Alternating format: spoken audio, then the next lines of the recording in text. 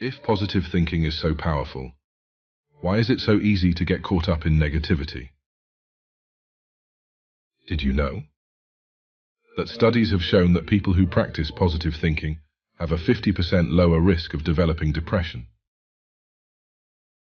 In the words of the renowned Buddhist Dalai Lama, the mind is a wonderful servant but a terrible master. Imagine waking up each day with a sense of purpose and enthusiasm, knowing that your positive thoughts are setting the stage for a day filled with opportunities and happiness. How might that change your life? Many of us struggle to effectively incorporate these principles into our daily lives. In this video, we'll explore practical ways to integrate karma, affirmations, visualization, positive company, and resilience into your routine, making the power of positive thinking an accessible and life-changing tool for you.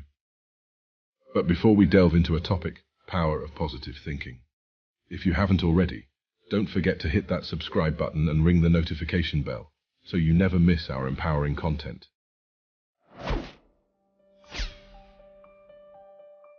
Buddhism teaches us that the mind is the primary architect of our experiences. It is the lens through which we perceive the world. Our consciousness is like a garden where we plant seeds for our thoughts and emotions.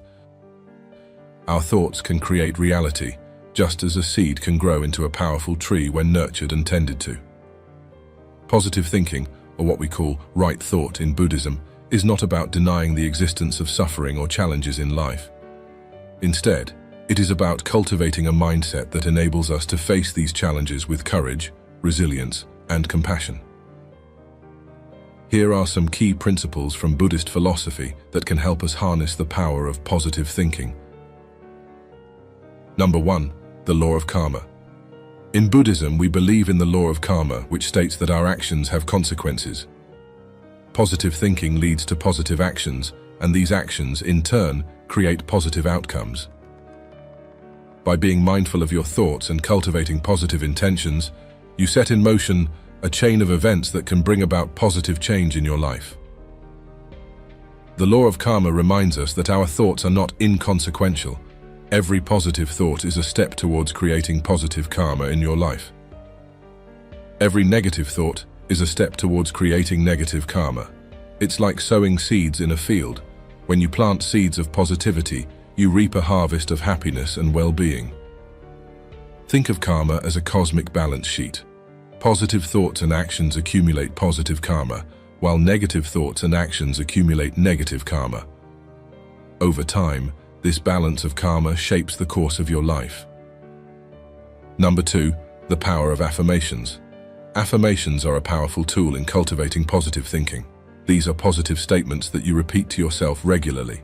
Affirmations can help reprogram your mind and replace negative thought patterns with positive ones. For example, if you find yourself often doubting your abilities, you can use an affirmation like, "I am capable and confident in all that I do." By repeating this affirmation, you gradually shift your mindset, and this can have a profound impact on your self-belief and ultimately your actions. Affirmations can be tailored to your specific needs and goals. They are a way to consciously choose the thoughts you want to nurture and let flourish. Number 3, the power of visualization. This is another technique used in Buddhism to cultivate positive thinking. This practice involves vividly imagining your desired outcomes. Visualization is a way to train your mind to focus on the positive and build confidence in your abilities. When you visualize your goals, you create a mental image of success. Your mind doesn't distinguish between a vividly imagined scenario and reality, so it responds as if you've already achieved your goals. This can boost your self-confidence, motivation, and perseverance. For example, if you have a goal to excel in your career, you can visualize yourself confidently giving a successful presentation, receiving accolades from your colleagues, and achieving your desired position. This positive mental rehearsal can significantly impact your performance. Number 4, positive company and influence. Surrounding yourself with positive individuals and seeking out inspiring, motivational, and uplifting sources of information can have a profound effect on your thought patterns. Buddhism teaches us the importance of right association or noble friendships. The people you spend time with and the content you consume influence your mindset. If you're constantly surrounded by negativity or pessimism, it can be challenging to maintain a positive outlook. On the other hand, spending time with people who uplift your spirits and engage in constructive conversations can reinforce your positive thinking. It's not just about seeking external positivity, but also about cultivating inner positivity through the company you keep. Be mindful of the influences in your life and make choices that align with your commitment to positive thinking. Number 5. Resilience in the face of adversity. Positive thinking is not about avoiding challenges, it's about facing them with courage and resilience. In Buddhism, we understand that suffering is an inherent part of human existence. Life is filled with ups and downs, and we must learn to navigate these changes with equanimity. Developing resilience means understanding that setbacks are not failures, but opportunities for growth and learning. When faced with adversity, consider it a test of your inner strength and determination. Remember that even in the face of challenges, you have the power to maintain a positive mindset. Think of a tree in a storm. It bends and sways with the wind, but remains rooted firmly in the ground. Likewise, you can adapt to the challenges life throws at you, while staying true to your positive convictions. As you explore these aspects of positive thinking within the framework of Buddhist philosophy, remember that it's essential to practice these principles daily and make them an integral part of your life. The power of positive thinking is not a quick fix, but a lifelong journey. There are many benefits to positive thinking, both for our mental and physical health. When we cultivate positive thoughts, we are more likely to experience more joy and happiness, be more resilient in the face of challenges, have stronger relationships with others, achieve our goals, and experience better physical health. Here are a few tips for applying positive thinking in your daily life. Number 1. When you have a negative thought, ask yourself if it is really true or if you are jumping to conclusions or making assumptions. Number 2. When you notice a negative thought, try to replace it with a more positive one. For example, instead of thinking, "I'm never going to get this job," try thinking, "I'm qualified for this job, and I'm going to give it my best shot." Although this type of thinking won't guarantee a job right away, it can help you feel more confident during the interview and perform better. Number 3. The people we spend time with can have a big impact on our mood and outlook. Make an effort to spend time with people who make you feel good about yourself. Number 4. It takes time to cultivate positive thinking. Don't get discouraged if you slip up from time to time. Just pick yourself up and start again. Remember, positive thinking is not a magic bullet. It won't make all of your problems disappear overnight. However, it can be a powerful tool for creating a more peaceful, joyful, and fulfilling life. By cultivating positive thoughts, you can take control of your mind and create the life you want. As we conclude, I encourage each of you to take a moment for self-reflection. Consider the wisdom shared today and how you can infuse the principles of karma, affirmations, visualization, positive company, and resilience into your daily life. As said, the journey towards positive thinking is a continuous process, and every small step you take has the potential to create a ripple effect of positivity in your life and the lives of those around you. If you found value in today's discussion, don't hesitate to hit the like button, share your thoughts in the comments, and subscribe for more content that inspires and uplifts. May your path be filled with the light of positive thinking, compassion, and joy. Until we meet again, be well, be positive, and may your days be filled with peace and purpose. Thank you, and namaste.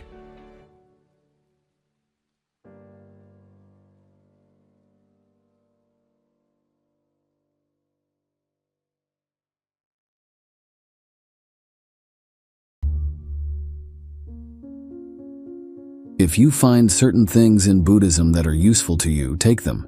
If there are others that you find weird, leave them. The objective is not to get people to join Buddhism. It is to offer tools to make life happier. One day a man asked, "I have been living a life full of disappointment. How can I clear my bad karma so that I can enjoy a better life?"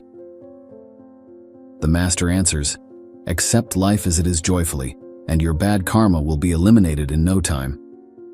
If you want to know your future, look into your present actions. Negative outcomes will not occur if you refrain from planting bad seeds. There was a beautiful couple in a small town. Her husband used to scold her all the time. She stopped quarreling with him after she started listening to the Buddhist stories and accepted her husband's behavior peacefully.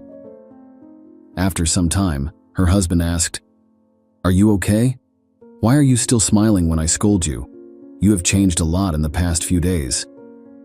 She replied, "I started listening to some Buddhist stories, and that changed my mindset." The next day, the couple began to listen to Buddhist stories, and now they have a happy life together. This is an example of guiding others with wisdom. The true path that leads to the end of suffering is the only truth. The only way to eradicate bad karma is to serve others while facing whatever happens in life with joy. Serve your family and others without any grudge, and spread your love to every dark corner in society. And this is what it means to do things willingly and bear the outcome joyfully. There is no other way to eliminate karma. Karma is a concept that originated in ancient Indian philosophy and has been embraced by various cultures and belief systems around the world. It is often understood as the law of cause and effect, where our actions have consequences, whether in this life or in future lives. The literal meaning of karma is action or doing. Any kind of intentional action, whether mental, verbal, or physical, is regarded as karma. In simple words, be good and you will be happy, and everyone loves you. But if you are bad, you will be unhappy and everyone hates you. As simple as that. Today I will share the story of two women named Maya and Ria. Maya was known for her kind heart and warm smile, while Ria's heart was consumed by selfishness and cruelty. They both lived in a small town, yet they each had their own way of life. Maya believed in the power of karma, which she had learned from her wise grandmother. She taught Maya that the world operates on the principle of cause and effect, just like planting seeds in a garden. If you plant good seeds, you'll get beautiful flowers. If you plant thorny seeds, you'll have to deal with prickly bushes. One day, Maya found a wounded bird on her way home. She took great care in nursing the bird back to health and then released it back into nature. This small act of kindness filled her heart with joy. As Maya continued her daily life, she practiced the art of helping others without expecting anything in return. She'd share her food with the hungry, help her neighbors when they needed assistance, and always wore a smile on her face. Looking at Ria's story, she believed in the other side of the coin. She took joy in causing pain to others and had no regard for their feelings. She believed that she could get away with her harmful actions without any consequences. Ria's behavior reflected the negative side of karma. She kept doing mean things to people. She lied, cheated, and hurt others. Because of her actions, she lost her friends and couldn't keep a job. Nobody wanted to be around her because she was so mean. She felt very lonely and sad. As time went by, all the bad things she did began to come back on her. Her health got worse, and she faced one problem after another. She was always stressed and unhappy. It felt like everything was going wrong for her. On the other side, Maya's actions didn't go unnoticed. People in the village admired her kindness and were inspired by her positive energy. They began to help each other and show more compassion. Maya's story teaches us that even small acts of goodness can have a significant impact, changing not only our lives, but also our communities. It's a real-life example of the principle of karma in action, emphasizing that our actions have consequences, and we hold the key to shaping our destinies. Maya's journey highlights the importance of personal responsibility, unity, and the potential for personal growth through acts of kindness. Ria's story teaches us that when we do wrong to others, it can result in harm to ourselves. Being mean and hurting people can lead to a sad and difficult life. The principles of karma are applicable to both positive and negative actions, as shown by these stories. The importance of treating others with kindness, compassion, and respect cannot be overstated, as it can shape our destiny and well-being in ways that we may not fully understand. I can provide an extended explanation of the 12 laws of karma associated with this concept to help you understand how it can influence your life. Number 1. The law of cause and effect. This is the fundamental principle of karma. It states that every action has consequences. Positive actions lead to positive outcomes, while negative actions yield negative results. This law emphasizes personal responsibility. Number 2. The law of creation. Your thoughts and actions create your reality. If you consistently think positively and act with kindness and love, you will manifest a more positive and fulfilling life. Number 3. The law of humility. Humility involves acknowledging your limitations and learning from your mistakes. It's about recognizing that you don't have all the answers and that you can always grow and evolve. Number 4. The law of growth. Personal growth is a central aspect of karma. As you evolve and become a better person, your experiences and circumstances will reflect that growth. Conversely, resisting personal development can lead to stagnation. Number 5. The law of responsibility. You are responsible for your own life and your own actions. Taking responsibility for your choices empowers you to make better decisions and, in turn, experience more positive outcomes. Number 6. The law of connection. We are all connected in the web of life.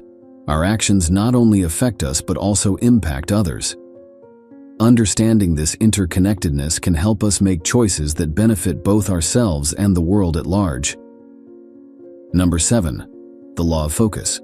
Where you direct your energy and attention, you manifest results.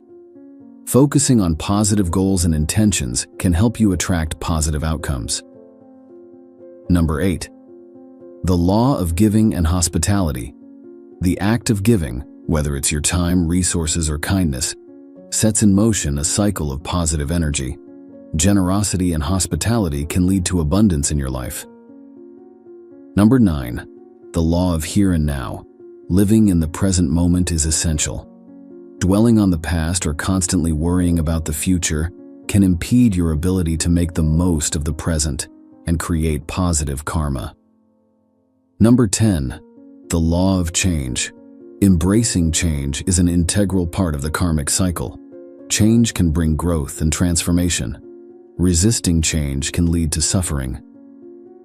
Number 11. The law of patience and reward. Patience is about understanding that good things take time.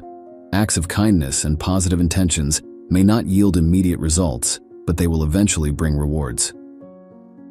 Number 12. The law of significance and inspiration. Every action you take can be significant and inspirational. When you lead by example and inspire others through your positive actions, you contribute to a collective cycle of goodness. Understanding and applying these laws of karma can indeed change your life. By becoming more mindful of your actions, thoughts, and intentions, you can create a more positive and fulfilling existence. Keep in mind that the interpretation and significance of these laws may vary among different belief systems, but the core principles remain a powerful guide to living a more harmonious and purposeful life. Let's make a commitment to practice kindness and compassion daily, knowing that it's within our power to make the world a better place. This is a story from a mind that listens. Like, share, and subscribe.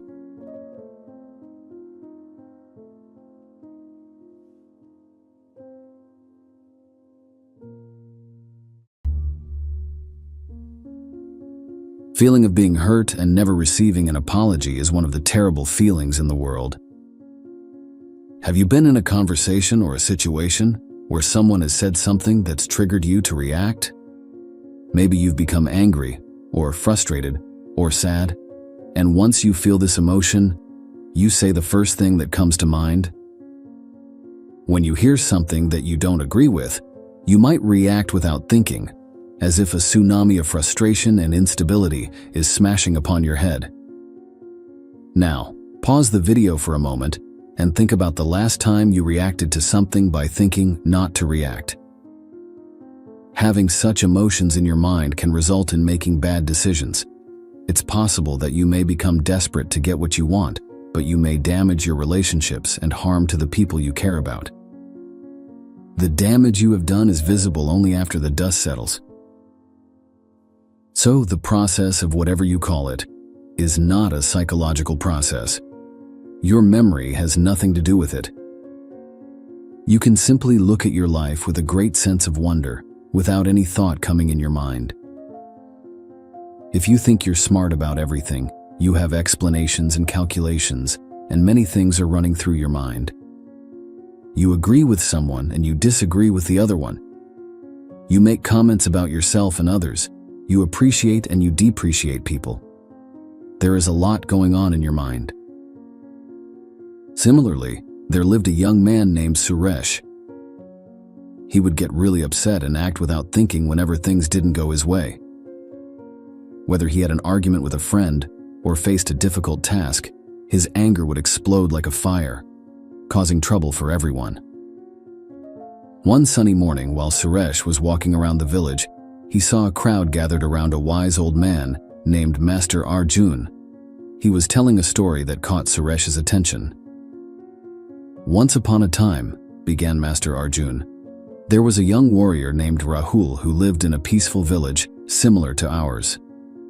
Rahul was strong and skilled, but he had one problem. Whenever someone made him mad, he would react with anger and sometimes make things worse." The villagers listened closely as Master Arjun continued. One day, a traveling monk came to Rahul's village. This monk was known for being very good at controlling his feelings and staying calm even when things were tough. Rahul, interested in the monk's abilities, asked for his help. Suresh, who had been watching from a distance, felt that Rahul's story was a lot like his own. He decided to join the crowd and hear more of Master Arjun's story. The monk agreed to help Rahul with his anger. Master Arjun continued. He told Rahul that he would teach him a special way to control his temper, but only if Rahul promised to do exactly what the monk said. Rahul, really wanting to change, agreed without any hesitation. The monk took Rahul to a quiet part of the forest and gave him a small empty jar. He told Rahul to fill the jar with water. Seemed easy, right? Rahul went to the nearby river and tried to fill the jar with his hand. The water kept slipping through his fingers, and the jar stayed empty. Getting frustrated, Rahul went back to the monk and said, "I can't fill the jar with my hand, also the jar keeps leaking out." The monk smiled gently and told Rahul, "You can't fill the jar with water if your thoughts are as messy as the river. You need to calm your mind and focus on the job. Try again." Rahul understood that his anger was making it hard for him to do something simple. He took a deep breath, closed his eyes, and tried again. This time, he concentrated only on the water, on the feeling of filling the jar and nothing else. To his surprise, the jar started to fill with water. While the jar filled up, the monk explained, "Just like you learn to fill this jar by calming your mind, you can control your anger by managing your reactions. When someone makes you mad, take a moment to stop, take a deep breath, and think before you do or say anything. This way you can choose to respond calmly and carefully instead of reacting in anger." Rahul nodded, grateful for this lesson. He practiced this technique for many weeks, and over time, he saw that his temper was not as bad as it used to be. Master Arjun finished the story saying, "So Rahul discovered that he had the power to control his anger all along. By deciding not to react with anger, he learned to manage his emotions and make his life better. He also made the lives of people around him better." As Master Arjun's story ended, the villagers looked at each other with understanding. Suresh, especially, felt a strong connection with Rahul's journey. He realized that he was letting his anger take over, and it was hurting his relationships with others. Inspired by the story, he decided to seek out Master Arjun's help in learning how to control his own temper. Suresh went to Master Arjun and asked for guidance. Master Arjun agreed to help him, but he had one condition. Suresh had to promise to work hard and be patient. Suresh agreed, and his journey began. Master Arjun started by teaching Suresh something called mindfulness meditation. This helped Suresh become more aware of his thoughts and feelings, so he could choose how to respond better. Suresh practiced meditation every day and found that he could control his thoughts and reactions more easily. As time went on, Master Arjun introduced Suresh to the 3-breath rule. When Suresh felt really angry, he had to take 3 deep breaths before he did or said anything. This simple pause gave him a chance to calm down and think clearly. Suresh tried it, and it worked wonders. One day, Suresh had a disagreement with his friend Ben while working on a community project. Suresh felt his anger rising, but he remembered what Master Arjun had taught him. He took 3 deep breaths. As he calmed down, he realized that Ben had some good ideas and they could work together to make the project better. Instead of arguing, Suresh talked calmly with Ben, and together they found a solution that improved things. Suresh was amazed at how staying patient and taking a deep breath had turned a bad situation into a good one. Over time, Suresh's reputation began to change. His friends saw how patient he had become and how he listened to others. Even when people were unfair or unkind, Suresh chose not to react in anger, but to respond with kindness and understanding. One evening, Suresh overheard some children talking about him. One of them said, "You know, Suresh used to get angry all the time, but now he's different. He's so patient and helpful." Suresh smiled when he heard this. He had come a long way from the angry young man he used to be. The lessons he had learned from Master Arjun had not only changed his life, but also inspired others to be more patient and kinder. As the years passed, Suresh kept practicing patience and self-control.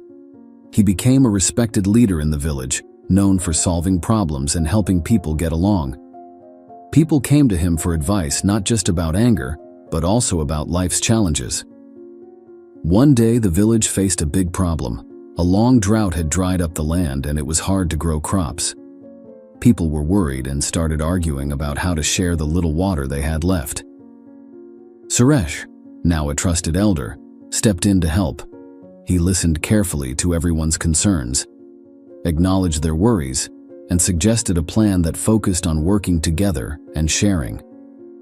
His calm and kind approach touched the hearts of the villagers, and they agreed to cooperate for the greater good.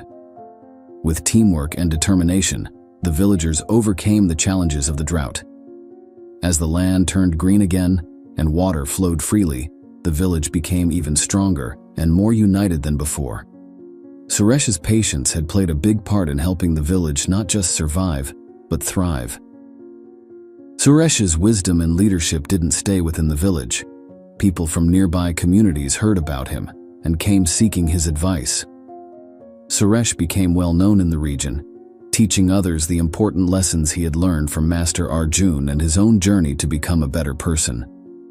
In his later years, Suresh often thought about how his life had changed since he heard Master Arjun's story. He realized that by choosing not to react in anger, he had not only changed himself, but also made the world around him a better place.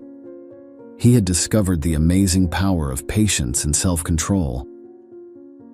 And so the village that once knew Suresh as a quick-tempered young man now saw him as a symbol of wisdom, patience, and the incredible difference one can make by choosing to stay calm and kind instead of reacting with anger. Whether in an emergency situation or just daily interactions with others, learning how to respond rather than react can make a huge difference in the outcome of situations. This is a story from a mind that listens. Like, share, and subscribe.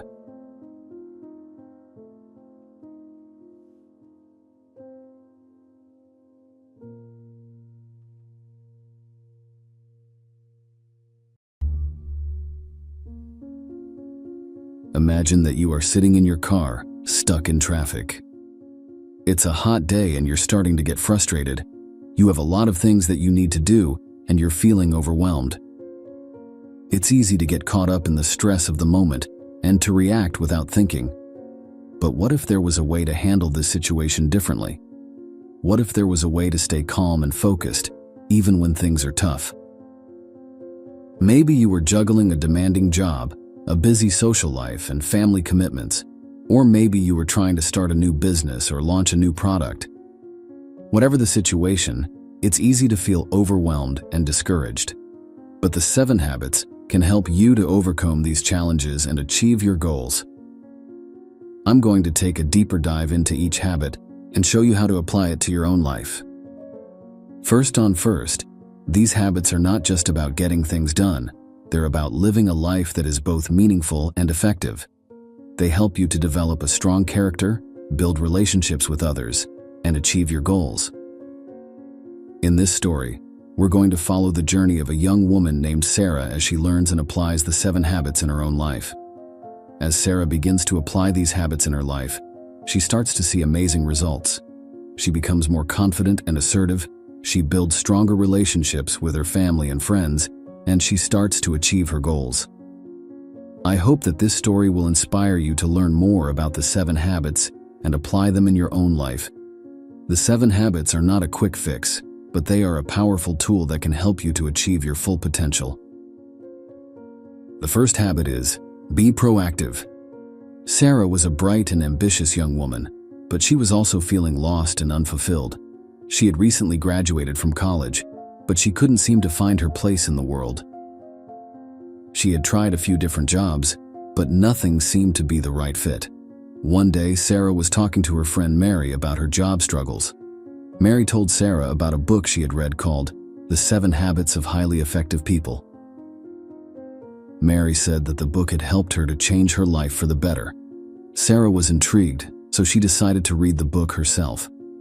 As she was reading, Sarah realized that she had been living a very reactive life. She had been allowing her circumstances to control her, rather than taking control of her own life. Sarah decided that she wanted to change her approach to life. She wanted to become more proactive. She wanted to take responsibility for her own happiness and success. Sarah started by making a list of all the things that she was unhappy with in her life. Then she started to brainstorm solutions to each problem. She realized that she had more power than she thought she did. She could control her own thoughts, feelings, and actions. Sarah started to take small steps towards her goals. She got a new job that she was passionate about. She started volunteering in her community. She made new friends who were supportive and encouraging. The more proactive Sarah became, the happier and more fulfilled she felt. She realized that she was in control of her own destiny. She could create the life that she wanted to live. The second habit is, begin with the end in mind. Sarah had become much more proactive in her life, but she still felt like something was missing. She didn't have a clear vision for her future. She didn't know what she wanted to achieve with her life. One day, Sarah was talking to her mentor, Mr. Covey, about her struggles. Mr. Covey told Sarah about the importance of having a clear vision for the future. He said that if you don't know where you're going, you'll never get there. Mr. Covey encouraged Sarah to take some time to think about her long-term goals. What did she want to achieve in her career? What kind of impact did she want to have on the world? Sarah spent some time reflecting on her goals. She realized that she wanted to have a career in social work. She wanted to help people who were struggling in their lives. She also wanted to start her own family and raise children who were kind and compassionate. Once Sarah had a clear vision for her future, she was able to start making a plan to achieve her goals. She enrolled in a social work program at a local university. She also started volunteering at a homeless shelter.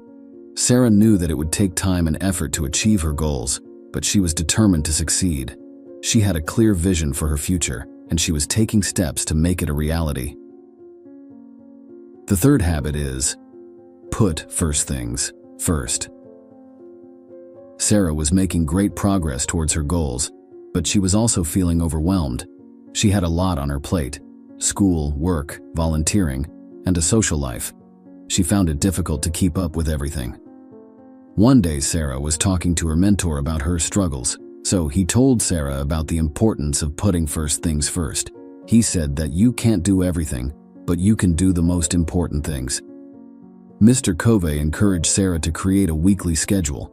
She should start by identifying the most important tasks that she needed to complete each week. Then, she should schedule those tasks first.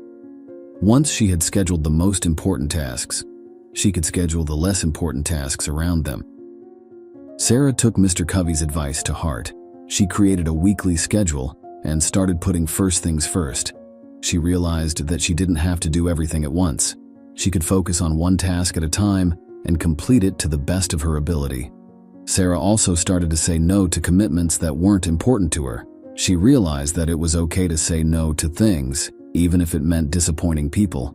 She needed to focus her time and energy on the things that were most important to her. By putting first things first, Sarah was able to reduce her stress and become more productive.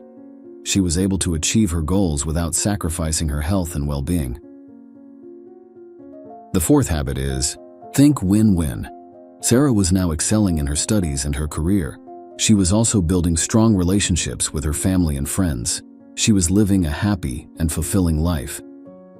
One day, Sarah was working on a project with a colleague named Mike. Mike was a talented engineer, but he was also very competitive. He was always trying to outperform everyone else. Sarah and Mike were assigned to work on a difficult project together. Mike was determined to finish the project first, even if it meant sacrificing the quality of the work. Sarah tried to talk to Mike about his competitive attitude, but he wasn't interested in listening.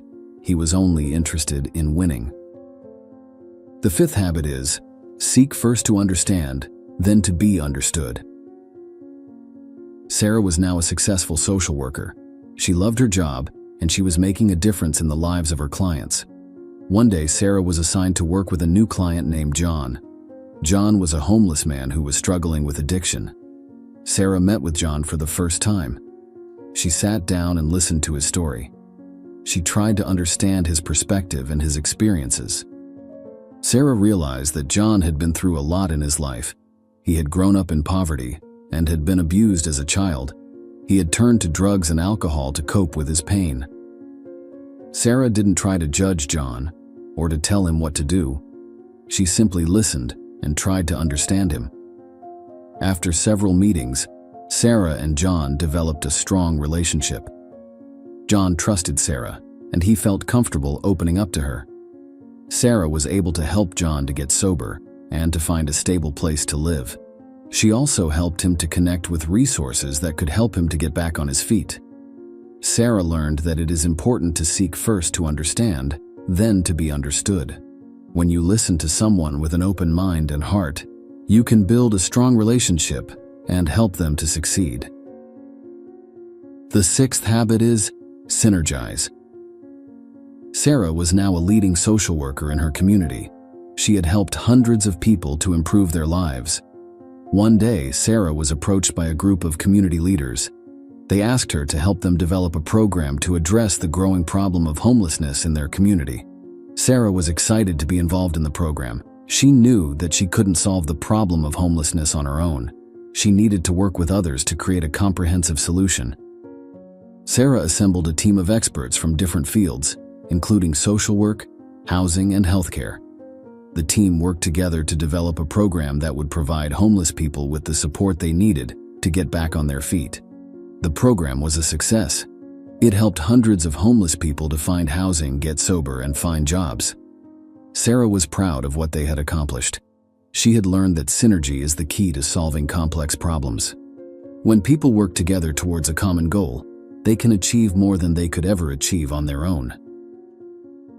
The seventh habit is sharpen the saw. Sarah was now a successful social worker and a community leader. She was making a difference in the world, but she knew that she needed to continue to sharpen her saw. She needed to invest in her own physical, mental, and emotional well-being. Sarah started by taking better care of her physical health. She started eating healthier foods and exercising regularly. She also started getting enough sleep. Sarah's journey is a reminder that we all have the power to create the life that we want to live. Please remember that these 7 habits are not a quick fix, but they are a powerful tool that can help us to achieve our full potential. When we live by the 7 habits, we become more effective in our work, our relationships, and our lives. I hope that Sarah's story has inspired you. I also encourage you to share this story with your friends and family. The more people who know about the 7 habits, the better. This is a story from A Mind That Listens. If you find this story meaningful, remember to like, share, and subscribe. Thanks for watching, and I will see you in the next video.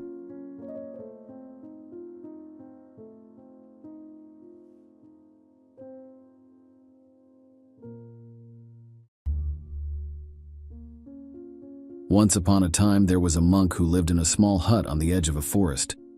He was a kind and compassionate man, and he lived a simple life. One night, a thief broke into the monk's hut. The thief was looking for valuables, but the monk had very little.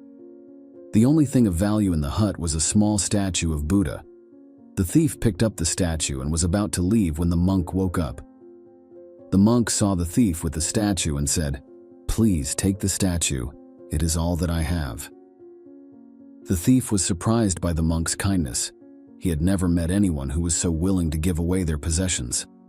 The thief took the statue and left the hut.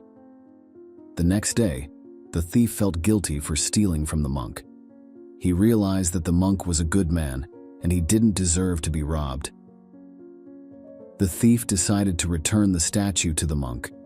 The thief went back to the monk's hut and knocked on the door. The monk opened the door and was surprised to see the thief. "What brings you back?" the monk asked. "I came to return your statue," the thief said. "I am sorry for stealing it." The monk smiled and said, "Thank you for returning the statue. I am glad that you have seen the error of your ways." The monk invited the thief into his hut and offered him tea. The thief sat down and told the monk about his life. He told the monk that he had been raised in poverty and that he had turned to crime in order to survive. The monk listened to the thief's story with compassion. He told the thief that there was still hope for him and that he could change his life. The monk offered to teach the thief about meditation and Buddhism.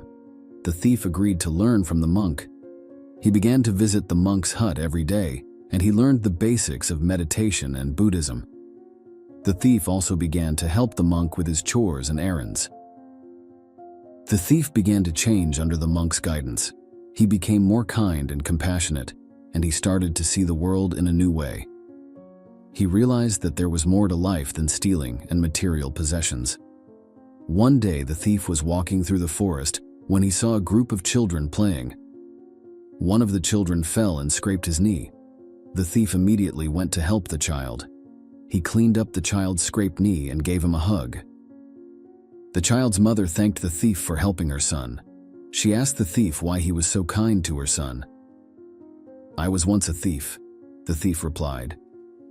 "But the monk taught me the importance of kindness and compassion. Now I try to be kind to everyone I meet." The child's mother was impressed by the thief's story. She told the thief that he was a good man and that she was glad that he had changed his life. The thief continued to learn from the monk. He became more and more interested in Buddhism, and he decided to become a monk himself. The monk was happy to hear that the thief wanted to become a monk. He knew that the thief had changed his life, and that he was now a good man. Here are some specific points that you could take from this monk's story. The thief in the story was able to change his ways with the help of the monk. This shows us that even the worst people can change if they have the support of others. The monk's kindness and compassion showed the thief that there was another way to live. This inspired the thief to change his life. The story teaches us the importance of kindness and compassion. The monk was kind to the thief even though the thief had stolen from him. This kindness showed the thief that he was worthy of love and respect, and it helped him to want to change his life. The story also teaches us the importance of forgiveness. The monk forgave the thief for stealing from him. This forgiveness showed the thief that he was not defined by his mistakes, and it gave him a chance to start over. This is a story from a mind that listens. If you find this story meaningful, like, share, and subscribe. Thanks for watching, and I will see you in the next video.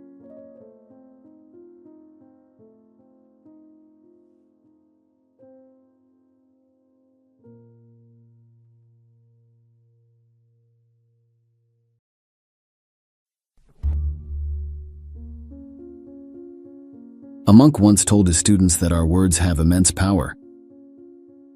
He said that our tongue is the world's sharpest knife, even if they do not physically harm others. Depending on when, where, and how much we speak, Our words can be a source of strength or a source of weakness. We can achieve success if we speak respectfully and with tact at the appropriate times. However, speaking rudely or at the wrong moment can make our lives painful. All the students in the ashram were paying close attention to the monk. Monk said, "Let me tell you a story of a person who was known as the richest youngster in the village. He lived in an attractive house. He had everything, including an amazing car and luxurious clothing. He also had a large group of friends that loved him. He was popular across the school. One day, his friend list began to shrink and people started disliking him and stopped spending time with him. So, students, can you guess what the reason could be?" All the students were confused and unable to understand or guess. Monk smiled and said, "Life is filled with ups and downs. No matter how rich you are, how skilled you are, whose child you are, or how attractive you are, the only thing that matters is your manners and behavior." The person who has everything in life lacked manners and kindness. He was arrogant, disrespectful to all the people around, even to elders. His words were like a knife that affected everyone around him. His arrogance knows no limits. He thought of himself as superior to everyone. He never missed a chance to make fun of anyone, especially the elderly. On a sunny day, he heard about an ashram. He was curious, so he made the decision to visit the ashram, even though he had doubts. When he arrived at the ashram, he felt something different. It was so peaceful and quiet, with beautiful flowers and birds singing. He met the monk, who was a very wise and calm person. Monk greeted him and inquired about his reason for coming. He didn't really know why he was there, but he decided to stay and learn from Monk. He started attending the ashram's classes and meditation sessions. Monk taught him about the power of silence. He began to understand that silence wasn't just about not talking. It was a way to change himself. At first, it was difficult for him to control his harsh words, but with the help of the monk, he developed the habit of thinking before speaking. He learned to be kinder and more thoughtful. Over time, he became a completely different person. The village noticed a change in him. He was no longer rude and arrogant. Instead, he became known for his wisdom and kindness. One day, he met an old woman. In the past, he would have either ignored her or been mean. But this time, he greeted her with respect and asked how she was. His change brought happiness and surprise to the old woman. Within a few days, the news spread throughout the village. Those who once avoided him are now eager to be around him. They saw him as a wise and understanding person. One evening, a group of villagers gathered around him to hear what he had to say about life and changing for the better. He shared his wisdom with them. He said, "Life is like a journey where we learn about ourselves. We hurt others when we are hurting inside. But when we learn to be silent, we understand ourselves better. Our words can either heal or hurt, so it's important to speak kindly."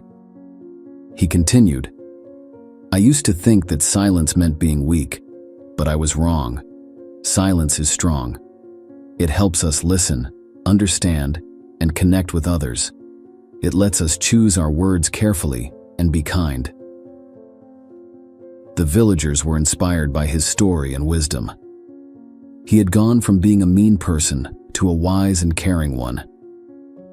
His journey showed them that it's never too late to change and become a better person. This young man in a small village transformed himself from being rude and unkind to a wise and compassionate person. His story taught everyone the importance of self-improvement, guidance, and the power of silence. His journey reminded them that change is possible, and we can all become better versions of ourselves. This story teaches us many important lessons. First, it shows that people can change. He was once rude and unkind, but he transformed into a kind and wise person through self-reflection and learning from a monk. Second, it highlights the power of our words. He used to hurt people with his words, but he learned that speaking kindly and being thoughtful can make a big difference. Words can either heal or hurt, so it's essential to choose them wisely. Third, the story emphasizes the importance of silence. He discovered that silence isn't a weakness but a strength. It allows us to listen, understand, and connect with others on a deeper level. Knowing when to speak and when to stay silent is a valuable skill. Fourth, respecting our elders is crucial. In the beginning, he didn't show respect to older people, but he learned to treat them with kindness and respect. Lastly, his journey reminds us that it's never too late to become a better person. We can all change and grow, becoming more compassionate and understanding. So let's practice kindness, listen more, and choose our words carefully to create more harmonious and fulfilling lives. This is a story from a mind that listens. Like, share, and subscribe.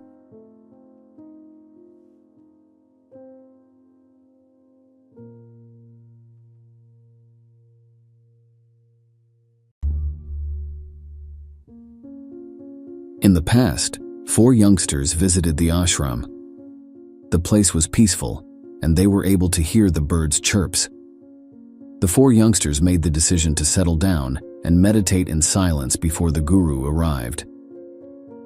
One of the youngsters lit the candle and decided to meditate by looking at it and keep silence.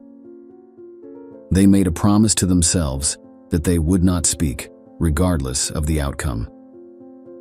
As the time passed, the wind blew, and the candle was about to burn out. "Oh no, the candle is about to go out," said the first youngster. Right immediately, the second youngster said, "We are supposed to meditate in silence only. Would you mind being quiet?" "Both of you have also broken your silence," said the third youngster.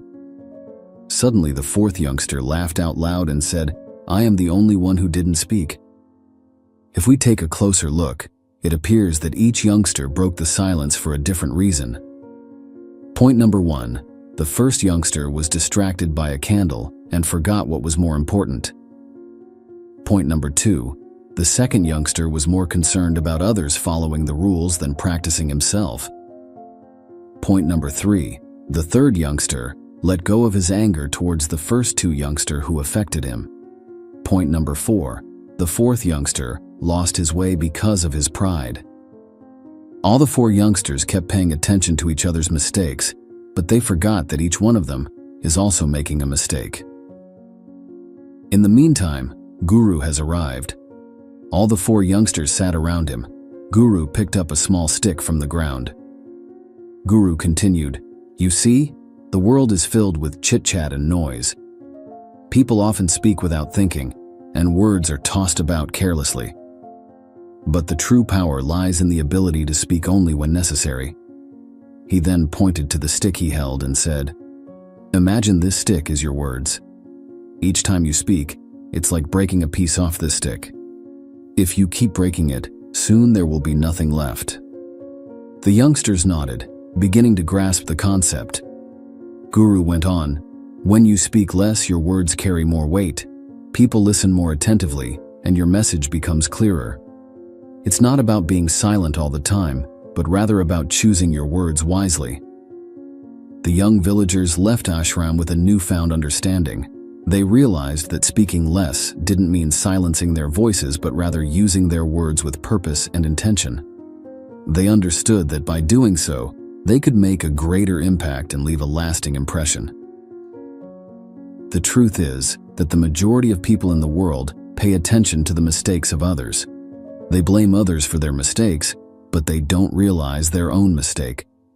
It's important to keep in mind that if you point a finger at someone else, you're pointing 3 fingers to your own side.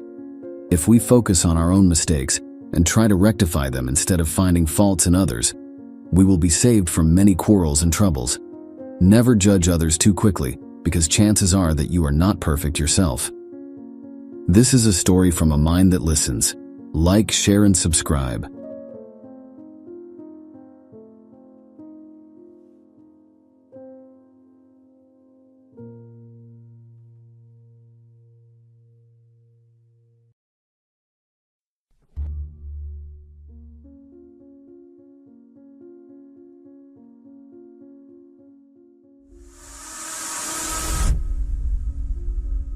In the past, there was a humble bamboo farmer named Lee. He was well known in the village for his wisdom and remarkable skill in growing the tallest and strongest bamboo in the entire region. Although he was a man of modest means, he had a wealth of knowledge that was frequently sought by villagers who needed guidance. A young man named Wei, who had heard stories about Lee's wisdom, decided to pay him a visit on a bright morning. Wei felt lost in life, struggled with self-doubt, and was unable to find his true purpose. He hoped that Lee would offer him some insight. Wei made his way to Lee's modest bamboo farm, a peaceful location that is surrounded by lush green fields. Lee, a man who was wrinkled and kind-faced, was taking care of his bamboo shoots when Wei approached him. "Good morning, sir," Wei greeted with a polite bow. Lee looked up from his work and greeted with a warm smile. "Good morning, young one. How can I assist you today?" Wei hesitated for a moment before sharing his troubles. "I've been feeling lost and uncertain about my life's path. I don't know what I should do or where I should go."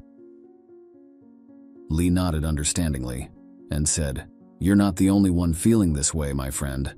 Like bamboo, life is full of potential, but it demands patience, nurturing, and the belief that great things can come from small beginnings." Curious, Wei asked, "What is your secret, sir? How do you grow such remarkable bamboo?" Lee asked Wei to sit with him under a large, ancient oak tree. "Let me share with you the story of the magic of thinking big," Lee began. As Lee continued, Wei listened attentively. "Many years ago, when I was just starting out as a bamboo farmer, I faced challenges similar to what you're experiencing now. I had a small plot of land and dreamed of growing the tallest and strongest bamboo in the land. But like you, I felt lost and uncertain. One day, an old wise man from a neighboring village visited me. He saw my doubts and decided to share his wisdom. He told me about the magic of thinking big. He began by asking me a question. "Lee, do you know what makes bamboo unique?" I shook my head, eager to learn. He said, "Bamboo is special because it starts as a tiny seed, just like any other plant. But when you plant it in the ground, something incredible happens. For years, it seems like nothing is happening above the surface. It's as if the bamboo isn't growing at all. Underneath the soil, its roots are spreading and gaining strength and stability. When the right moment comes, it shoots up with incredible speed and reaches for the sky." I was fascinated by his words, and I asked him how this related to my dreams of growing exceptional bamboo. The old man smiled and said, "Lee, just like bamboo, your dreams and goals may not show immediate results. They require patience and nurturing.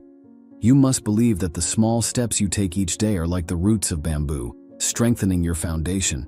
Your dreams will grow taller than you ever imagined with time." As I pondered his words, the old man continued, "To think big means to have faith in your abilities, even when the results are not yet visible. Setting high aspirations for yourself and working diligently towards them every day is what it means. Knowing that eventually, like bamboo, you will shoot up to the sky." His wisdom had a profound impact on me, and from then on, I began to believe in the magic of thinking big in my life. Wei was captivated by Lee's story. "But how do I start thinking big, sir? I often doubt myself." Lee smiled kindly at Wei. "Thinking big starts with believing in yourself, Wei. You must have confidence in your abilities and know that you are capable of achieving great things. It also involves setting clear goals for yourself, just like I set my goal to grow exceptional bamboo." "But what if I fail?" Wei asked with concern. Chuckled softly. "Failure is a part of life, Wei. Just as bamboo faces storms and harsh conditions, you too will face challenges. But remember this, failure is not the end. It's merely a stepping stone on the path to success." Each setback is an opportunity to learn and grow stronger. Wei nodded, feeling a glimmer of hope. So, how do I set these big goals, sir? Li searched for a piece of bamboo that was nearby and handed it to Wei. Take this bamboo stick and hold it in your hand, he instructed. Wei did as he was told, grasping the bamboo firmly. Now, Li continued, imagine that this bamboo represents your dreams and aspirations. Close your eyes and picture them clearly in your mind. What do you want to achieve? What are your goals in life?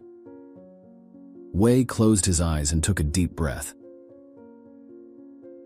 He had a vision of a future where he was confident, successful, and living a life that truly fulfilled him. He saw himself pursuing his passions and making a positive impact on the world. Now, Li said, write down those goals. Make them specific, measurable, and achievable. And most importantly, make them time-bound. Set a deadline for yourself, just as the bamboo knows when it's time to shoot up towards the sky. Wei took out a small notebook and began jotting down his goals, inspired by Li's guidance. Excellent, Li praised. Now, Wei, remember that thinking big is not enough. You need to take action. Just like I tend to my bamboo every day, it's important to work towards your goals consistently.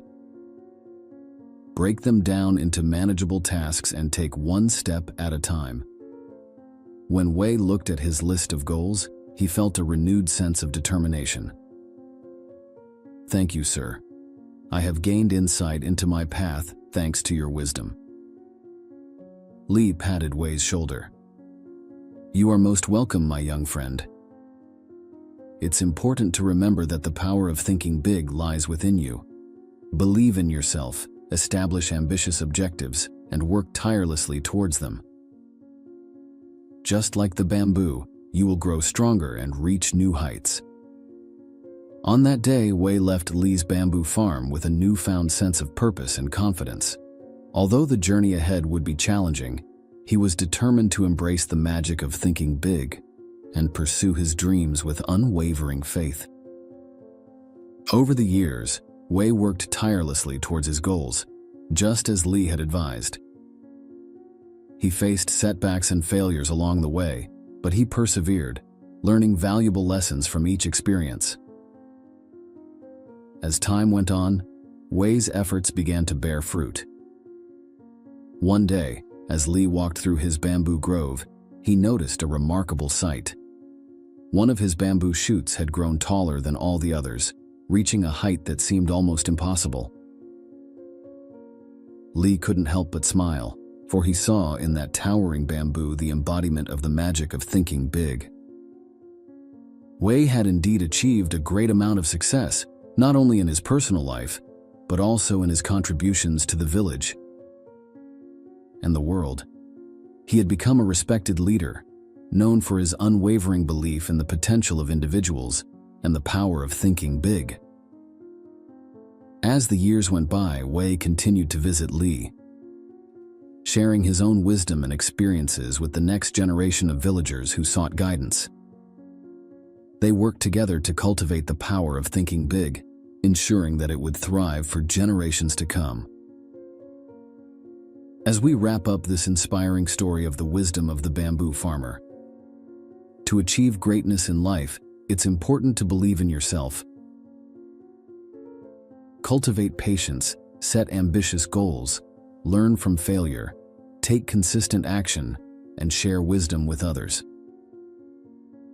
Just like the bamboo that shoots up towards the sky, your dreams can reach new heights with dedication and unwavering belief. Embrace the magic of thinking big and embark on your own journey of growth and fulfillment. This is a story from a mind that listens. Like, share, and subscribe.